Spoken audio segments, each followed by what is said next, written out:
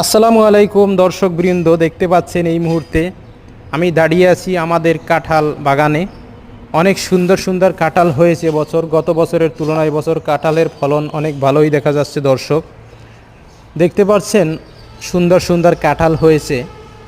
এই কাঁঠাল হওয়ার পিছনে কারণ হলো আমরা জৈব সার ব্যবহার করছি এবছর, এবং প্রতিরোজ গাছের গোড়ায় পানি দেওয়া হচ্ছে বিদায় কাঁঠালগুলো অনেক তরতাজা এবং বড় হচ্ছে। তো গত বছরে এত কাঁঠাল হয় নাই গাছে, এবছর কাঁঠালের ফলন মোটামুটি ভালোই দেখা যাচ্ছে দর্শক। তো ডাল পর্যন্ত প্রতি ডালে ডালে কাঁঠাল হচ্ছে এবং গাছের গোড়ালিতেও কাঁঠাল হচ্ছে। দর্শক দেখতে পাচ্ছেন ডালের ভিতর কত সুন্দর কাঁঠাল। এই কাঁঠালগুলো অত্যন্ত মিষ্টি। আমাদের ফ্যামিলির সবাই কাঁঠাল খায়, কাঁঠাল পছন্দ তাদের,